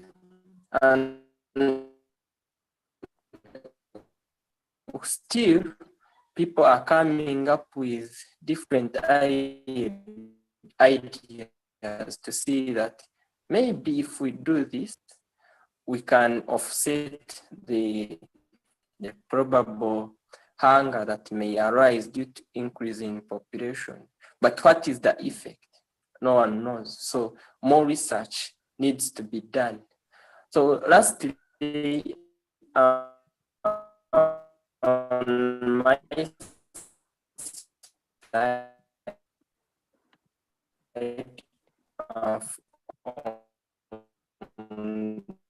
this particular question, I would also advocate for sensitization of farmers on the probable threats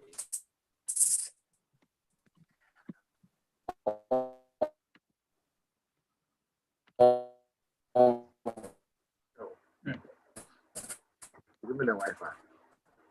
specific agriculture. Okay, I think Isaac, practices. Your network is a little bit unstable, so we'll come back to you.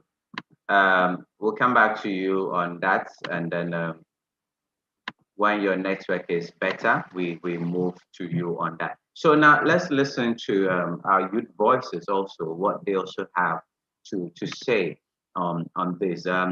We'll start with Master Obed. We'll start with Obed. Yes, you can unmute now. Okay, thank you so much. I think one thing that we need to look at and address is actually growing what we eat and eating what we grow. Usually, we do not address the fact that exporting and importing foods actually contributes to release in greenhouse gases through the fossil fuels used in these exports.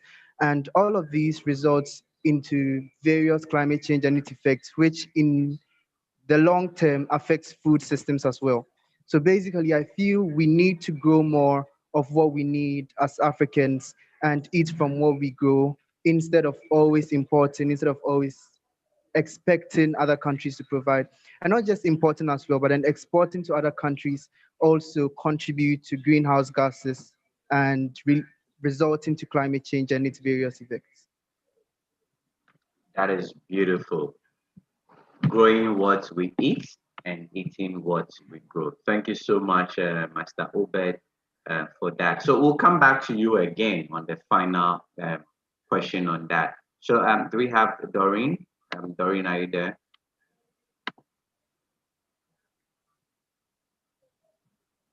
Okay, Edwina, if unmute your mic. Okay.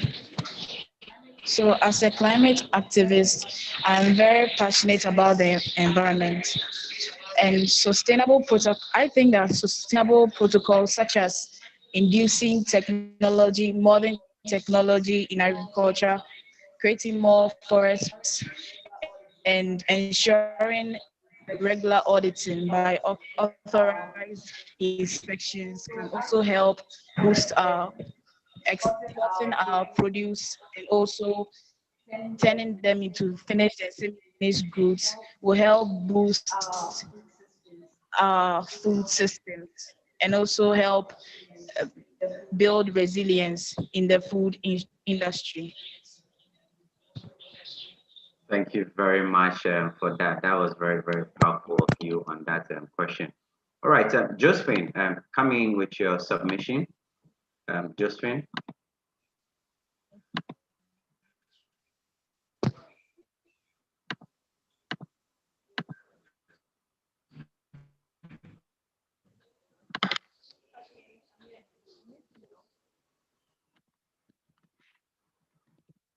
Okay, you can unmute yourself now, Josephine. Okay, thank you. I believe we have to develop this culture I call maintenance culture. So I believe if individuals or organizations or people involved in the food system um, functioning are all having this maintenance culture. Here's the case, we'll be able to develop our food system so well and transform it to a standard that would help reduce all negatives and improve all positives. So here's the case, if assuming we have farmers and farmers are using indigenous tools and machines to farm, and they are able to modernize it by using modern technologies to improve their farming systems and improve the how they can manage their produce, how they can what's the name, transport their produce and all this, which is all under food systems, and develop a maintenance culture that is maintaining or developing the value, the should I say value, maintaining and developing the desire to keep their tools and their machinery well for future purposes and future generations, so as to prevent the wastage or the use of money to create other machines which could have been maintained.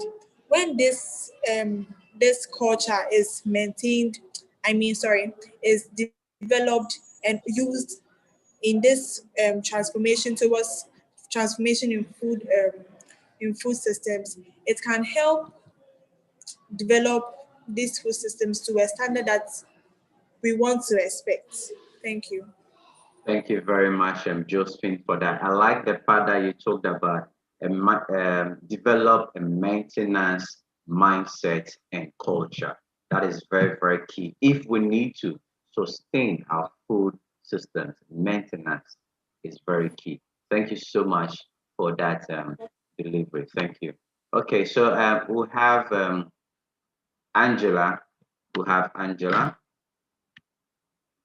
Angela, you can unmute yourself.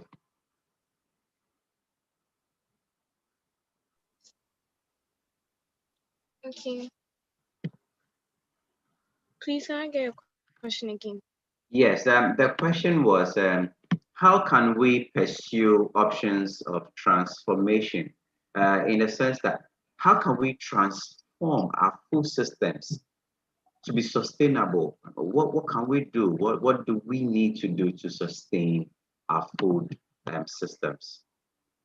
Okay, so I believe the government has to pay more attention to the agricultural sector and try to develop it, because that's one of the way in which we can actually gain more from that side.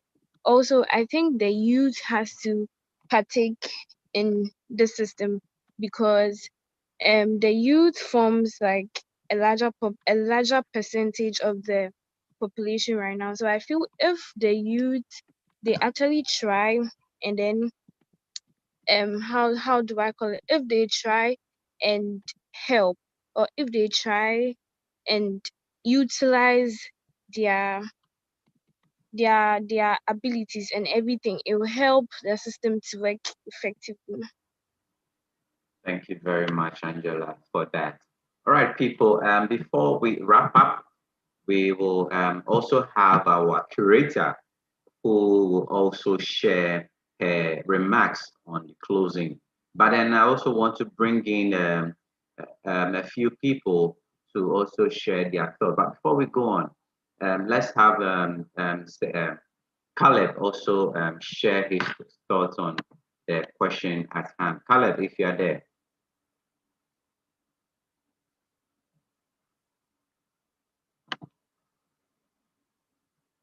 Yes, please unmute. All right, thank you, John. As Obed said earlier on, we need to stick to what we grow in Ghana. I believe if we commit to cooking what we grow in Ghana, it will promote and promote regional product and taking an active role by organizing educational events to raise awareness in sustainability of food systems. And we need to also introduce the younger ones, the youth, into agriculture as well.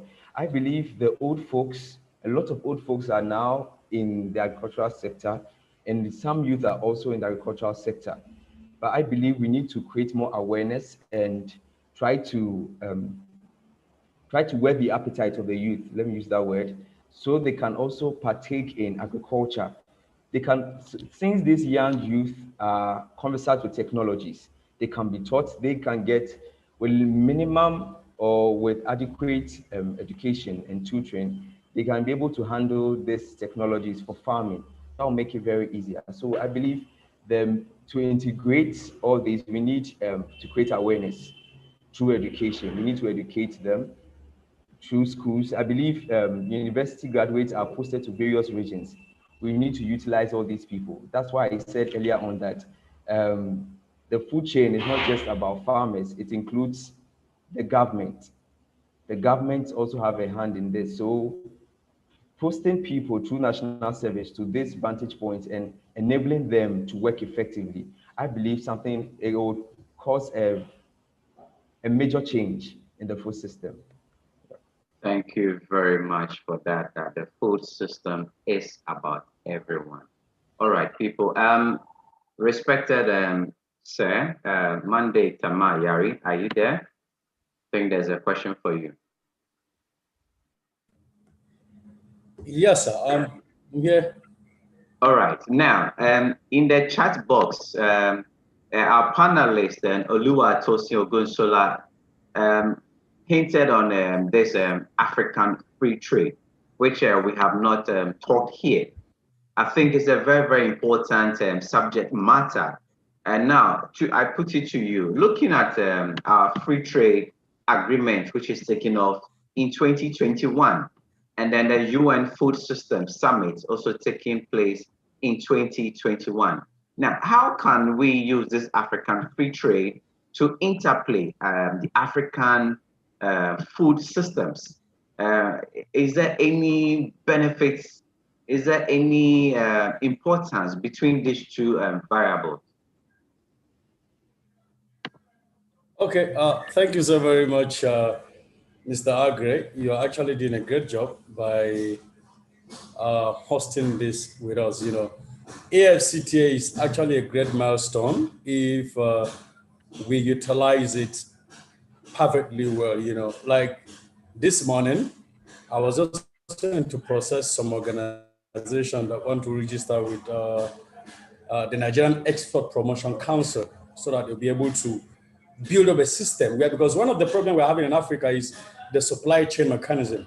You know, we don't have these goods, you know, because when the guy from Nigeria was talking about transporting tomatoes and the how it got damaged and the rest of it, although I'm learning in this area, but if we will be able to prepare ourselves, I think the AFCTA in the area of agriculture will be very, very, very, very big opportunity for us to take part and see how we'll be able to sell, you know, our product. And also in the area of adding value, you know, we will see how we source for skills here and there, you know, and see how we'll be able to start adding value to our product. You know, let me just use an example. A country like Uganda, they are not up to 3 million. They are about, you know, of a very few countries. Then country like Nigeria, over 200 million. So if in Uganda, they have a product that we don't actually have, you know, it should be very, very easy to be able to exchange goods and services within, you know, the two countries. But the main reason for AFCTA is because currently the African Development Bank are doing projects in the area of agricultural ideas. So there are three sectors that are very, very important in this AFCTA. You talk about the manufacturing, you talk about the agriculture, and you talk about the investment, which is the financial aspect of everything, which include ICT, you know. So I think it's a very big plus if we will be able to take advantage. That is why I admonish all of us here. Go on the net, Google, what will it take? You know, and luckily the AFCTA headquarters is in Ghana. So let's prepare our mind. Let's prepare ourselves to see how we take advantage of the free trade within Africans. And I think it will be a very big plus. That's my submission from here because I am learning. I don't actually know much. You know, those young girls are actually setting me on fire. You know, they are so much a queen. They are so much. They know what they are saying. And thank you for introducing such great minds to us, and we are learning. You know, I'm learning in this area. You are my boss. Thank you so very much, sir. Thank you so much, respected Chair, Continental President Monday Tamar Yari. We also have here a very important personality here. He is an SDG advocate. He is a global peace advocate. He's a global goodwill advocate. I mean, he's everything. He is Musa Olatunji, all the way from Nigeria. We are happy to be here with you. A very great mind, full of inspiration. And one of his strongest assets is volunteerism. So, Musa, would you want to share a few thoughts on the subject or? And after that, we will surely bring in a few. Okay, let's George, Jima. Okay, Musa, let me unmute you. Okay, you can unmute yourself.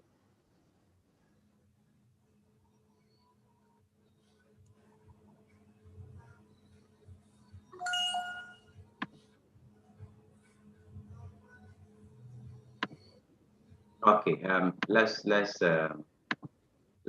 move to another person.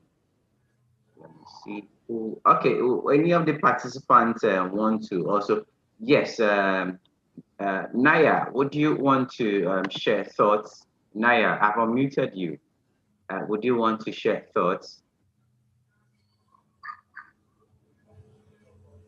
Let me see who else is here. Okay, Fai, Cassian, Indy, I've unmuted you too if you want to speak. Okay, one thing about the food systems is for everyone. It's for you and it's for I. So we all need to get involved in order to arrive at a common goal. So, Christy, would you want to share thoughts? I've unmuted you so you can speak. Hello? Yes, please. Five. Yes. Yes, I think this summit is very timely, and I have actually learned a lot. And I believe that Africa has the potential. And as someone rightly said, we have the challenges, the unknown challenges, which are the effects of climate change. And then we have post-harvest waste at the level of the farms. Because we have a problem in Africa, which is that of preservation and development of root infrastructures from the farms to the market. If these ones are developed, and then Africa can now look at how we can be able to get a market, this sub-regional market amongst ourselves, can sell and then eat what we produce, as someone rightly said, and then we will have food security. The chain will actually help to develop Africa, because it is hard to believe that today we still sell cocoa and beans, and we are selling in green leaves. And when we sell in green leaves, it will never be very sustainable. That is my little contribution. Thank you very much. Thank you very much on that score. Okay, before we bring in our curator, Madam Esther Wanza, who is also the regional focal point for Africa, let's bring in Kweku to respond to the African free trade, which has now started and generating some bad. So Kweku, the floor is open to you. Yeah, thank you, Agri. And yeah, on free trade, I think that it's good that Africa, we are thinking about trading among ourselves. When we look at the trade landscape, in fact, Africa is late in this agenda of continental trade. But the question is, although we are late, are we really prepared? Because when you come to think of it, if your market system is not adequately developed and you are trying to feed into a larger market, you are going to get into the problem where you produce already, you are not food sufficient. The number of food crops you import a lot. Most of the African countries, we import a lot of the food commodities. We are only sufficient in a few of the commodities that we produce or we cultivate. And so if we are going to go into continental trade and we don't develop our internal national systems well, we run into the problem of getting, being fed or being overloaded with commodities that we don't expect, And somehow we are going to end up collapsing our local industry. So I expect that while Nigeria is doing their homework in getting their grounds prepared, Ghana will be doing same, Uganda will be doing same. All the African countries will try to make our local systems robust enough to support. Because if you look at the industries that we have, the industries we have already are complaining that we are not producing enough to supply them. So what they do is that they import a lot of the commodities they need. Vis-a-vis what we as consumers within the nation or the country, in country, what we consume sometimes are not enough from the producers, and therefore we have to import. So we have a lot of importation which we cannot escape from. And so invariably, you have all these problems and you haven't adequately addressed your local needs and concerns, and then you open your market systems up. Weak market system in this manner would end up bringing cheaper commodities. Now there are a lot of reports of industrialized countries, some industrialized countries like China and co, taking advantage of our production system so that they produce, because of the weakness we have, they produce at a very low prices and costs, and they dump them on us, and our local farmers cannot compete. So when it happens this way, you have a local farmer whose tomato is, let's say, $2 per 5 kilo, and then you have another commodity that comes at $0.5 for 5 kilo. And so what will happen is that the consumers will definitely chase the cheaper commodity, but then your local producers and farmers will be suffering.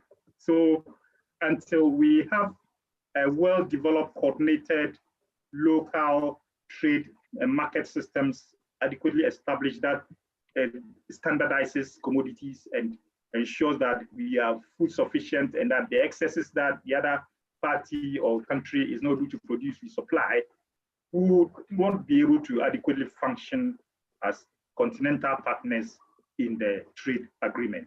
So we need to do our homework well before we really drive the agenda. Thank you. Thank you very much, Kuku, for that submission. Okay, I think it's time we bring Madam Esther into the play. She will introduce herself, who she is, what she does, and also her remarks on this African Food System Summit, which was hosted by High Consort under her supervision. So, Madam Esther, the floor is open to you. Thank you so much, John. I hope you can hear me. Am I Yes, clear? we can. Yeah, okay. Yes. Thank you so much for the opportunity to contribute to this dialogue. Indeed, it has been a great day. It has been a great moment, period. And to our great speakers, thank you for your contribution. Thank you for all the points you brought on board to help transform our food systems in Africa. So it's great to have to contribute to this dialogue on Action Track 5, which is to build a resilient to our vulnerabilities. That is from the conflict affected people, from the climate change to the issues relating to the food insecurity in Africa, the poverty, and all those challenges affecting our food systems. So I believe in Africa, if we look at our landscape, we have a lot of people who are affected, and this ranges from those affected by armed conflict, those affected by floods, those affected by other natural disasters like a drought. So how can we help these people realize that, or at least afford food for themselves, and ensure that they are also involved in the food system transformation journey. It's high time that when we are talking about food systems, when we are talking about transforming our agricultural sector, we look also at the people at those areas. COVID-19 has had a huge impact on our food systems. It has shown the existing gaps in our food system. And due to the closure of the businesses, many people have shifted to agriculture to sustain their livelihoods.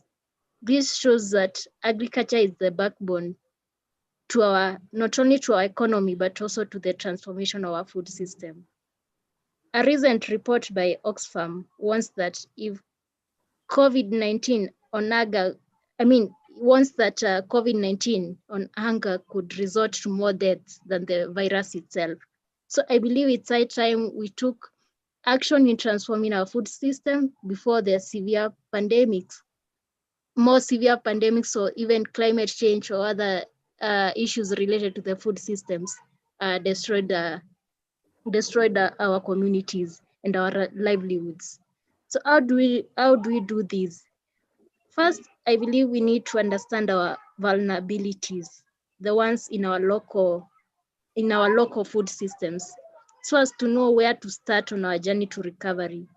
We need to know the state of our livelihoods. We need to know the state of our agricultural practices, the nutrition situation in our communities, the poverty levels, so as to gauge the willingness of the people, of the most poorest people, and the ability to afford food for their consumption.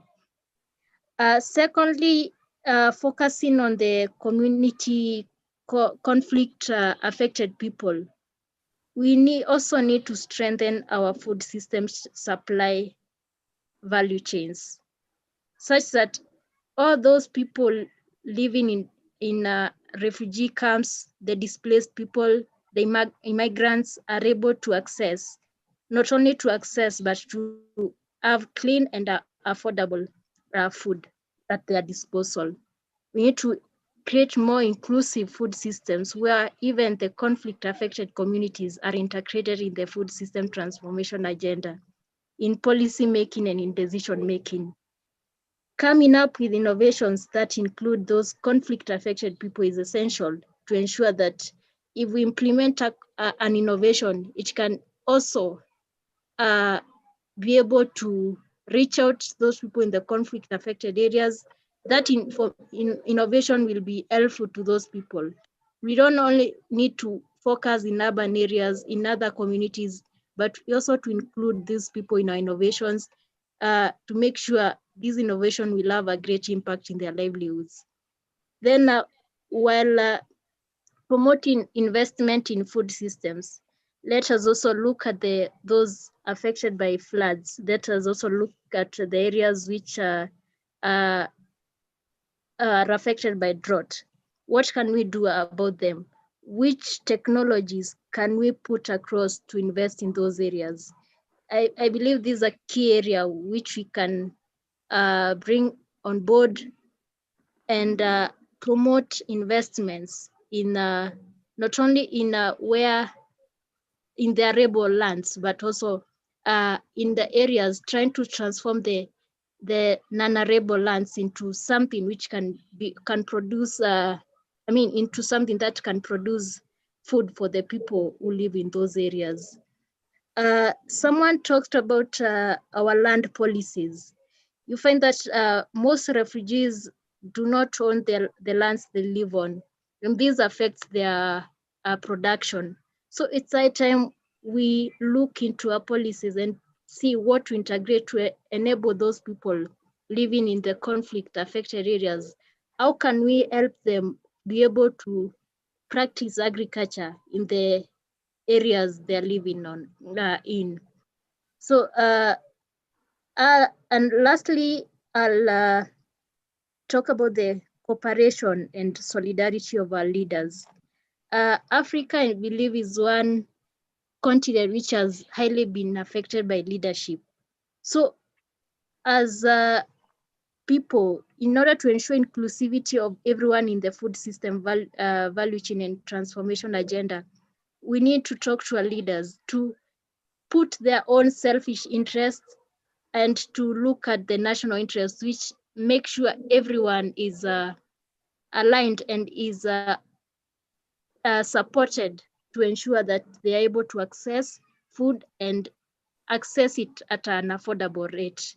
So those are my comments on the topic today. And just lastly, to just urge all the youths in the African regions and beyond to sign up for the food system heroes. We need more youth voices in Africa. We need more youth voices in the global arena to raise their voices, to raise their ideas on what they care about. What do they think? What do we think that we can do to the food system? Because this is something which will affect us, not even now, but in the years to come. We need to start the journey now to raise our voices and to be the food system's hero. And the other thing I want to talk about is the upcoming activities in the African region. I've shared a link in the chat box where you can sign up to be involved in the food systems transformation journey and the activities leading to the Food System Summit in 2021. We'll be unveiling our activities very soon, and we hope to see you there. We hope to join us. We hope to see you join us in this food transformation journey. Thank you so much, John, and thank you so much to the speakers. Thank you very much. Thank you very much. Thank you very much, Madam Esther, for that. And on that score, but before we wrap it up, there was a question that was posed. I don't know if someone would want to respond to that, and then we can wrap it up. It was from Justine on that. It says, tomatoes and pepper are very cheap in the Upper East region where his NGO works. But then in the southern, these commodities are very expensive. This is consequence of infrastructure and transport costs. However, there is a silent factor, the stakeholder conflict of interest. You know how middlemen are. So producers are not happy to sell their produce cheaply. And at the same time, retailers are happy that they're buying them cheap and they sell it very high to the consumers. So how do we work around these scenarios, which I think happens a lot in places? Well, let me just open up the line. Will anyone want to respond to this? Would anyone want to respond to this? Regulate the supply for that. Because we don't have that storage facility. Okay, so if you want to speak. Hello, if I want to respond, yeah, I think that we have certain commodities that are invariably more perishable than others. And by virtue of their vulnerability to environmental stresses, we would need cold chain to manage them. And so any place that you have, you should either have a processing facility nearby your production center, immediately take up the produce and process and get a more durable commodity that can withstand the test of time, or find a cold chain to maintain the storage and so that you're able to sell at a moderate cost to the buyer. But the underlying problem that we have in most production centers is the fact that we don't have standards. You know, in a system where the buyer determines the amount to pay for a produce, it means that if yes, if your buyer is going to determine how much you produce. In fact, I encountered this problem some 7 years ago when I started to produce and then to first time take my produce to the market. Invariably, I go to the market and then we have market queens in Ghana settings. You have market queens who control various crops and how much to sell. And so I got to the market for the first time, and I was told that I can't sell, but I need to give the produce out for them to sell for me. So at the end of the day, I came back. I had to leave it for them. I came back in the evening only to be told that they bought it at a low price. So I had to contend with, just 25% of my investments in the carrots I produced. And so I was shocked. Me, a trained agronomist, trying to test the market, and I could only make do with 25% of how much I put in without any profit. And that was a shock. And so then it comes to, it shows clearly that there's a major disconnect between production and market. And so if we can bridge the gap, it has to do with, we need to overcome that with contract farming, as has already been discussed or presented by some of our presenters. Contract farming is the way to go. Before you put your hoe or cutlass on the ground, before you put any input on the ground or seed on the ground, you should know who is buying and at what price and at what what time the produce is needed. All this must be established before production begins. So once we are able to do that and connect the value chain well, we will not encounter the price differentials that we often make farmers very impoverished in their process. Thank you so much. Thank you very much, Kweku Asante. I want to thank everyone who has made it today possible. I want to thank our panelists and our participants who I also say you are all panelists because most of us all shared in the dialogue. And in the words of respected Madam Agnes, she says that summit will only be effective at setting out the pathway to 2030 if we successfully leverage the collective knowledge and experience of the broadest possible cross-section of the population. Dr. Agnes Kalibata is the UN Special Envoy with respect to the UNFSS 2021. And that is exactly what we have achieved today, to have chefs, to have farmers, foresters, environmentalists, climate change advocates, to have everyone here represented, refugees, everyone here represented, and our youth voices represented. It is because we want to achieve a collective goal and aim. And I want to thank you all that you have made today possible. The African Food Systems Dialogue today was hosted by High Consult with me as the founder and CEO.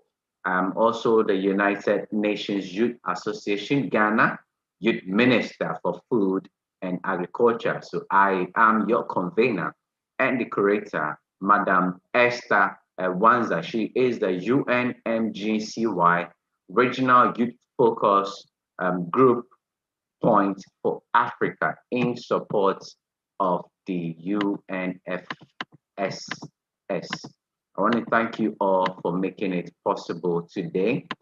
And also, I would like to acknowledge the Youth Focus Group for the UN Food Systems Summit, Madam Pramisha, who has been very, very supportive, and also the Youth Climate, that is Yungo the youth version of UNFS Triple T, Marie-Claire Graf, and also the civil society platform Ghana. And most critical of all these is a Friends for Leadership and the Secretariat at the UN 75, that is 2020 and beyond. This is in support of the United Nations Food Systems Summit 2021. I want to thank you all for making it today, and I look forward to engaging you again for another discussion. Thank you all and have a good day. Bye-bye.